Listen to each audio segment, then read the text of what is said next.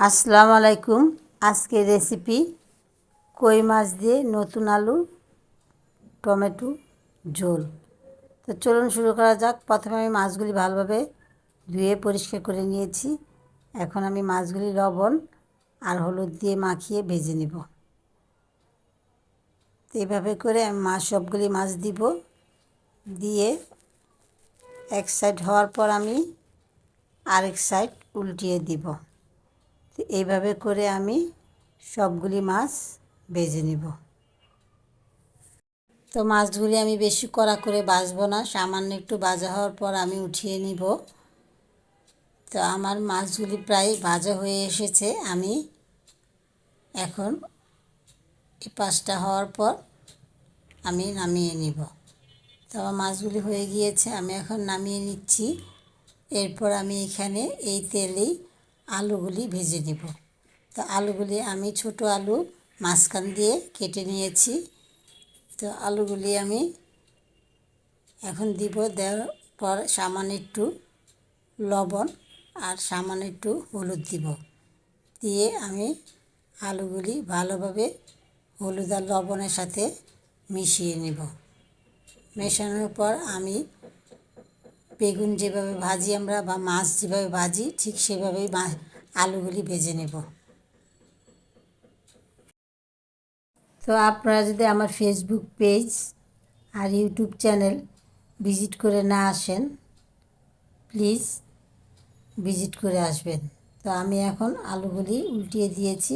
এখন কিছু আলু হয়ে এসেছে, সেগুলি আমি আবার উল্টিয়ে দিব। তো আমার আলু ভাজা হয়ে গিয়েছে, আমি এখন নামিয়ে নিব। নামিয়ে আমি এই প্যানেই রান্নাটা করে নিব, এই তেল দিয়েই। তো আমি এখানে দুইটা পেঁয়াজ কেটে দিয়েছি, ছোট দুইটা পেঁয়াজ। এখন পেঁয়াজটা ভাজা হওয়ার পর আমি কিছু মশলা অ্যাড করব। তো প্রথমেই দিব হাফ টিস্পুন হলুদ গুঁড়া, হাফ টিস্পুন ধনিয়ার গুঁড়া, হাফ টিস্পুন মরিচ গুঁড়া, আর দিব হাফ টিস্পুনের চেয়ে কম রসুন বাটা।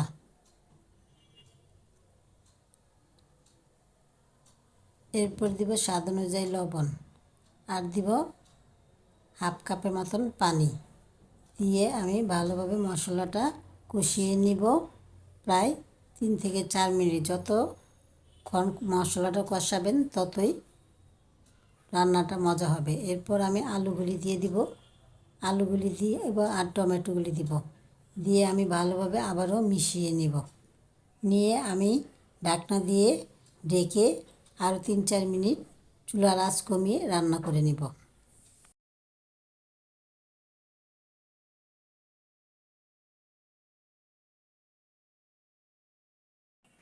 তো আমার আলু আর টমেটো কষানো হয়ে গিয়েছে। আমি এখন এখানে 1.5 কাপের মতন পানি দিয়েছি।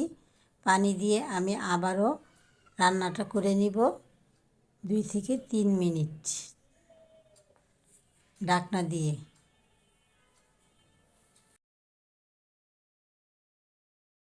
তো আমি দেখলাম আলুগুলি সিদ্ধ হয়েছে কি না, বা পানিটা আরেকটু শুকাবে।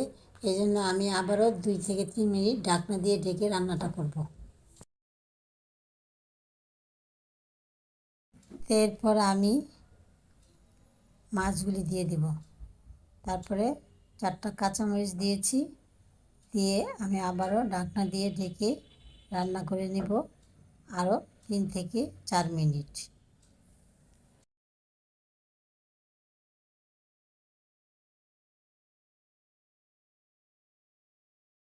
তো আমার আলু টমেটো কই মাছ হয়ে এসেছে। আমি এখন ধনিয়া পাতা দিব, দিয়ে ভালোভাবে মিশিয়ে নিয়ে নামিয়ে পরিবেশন করব।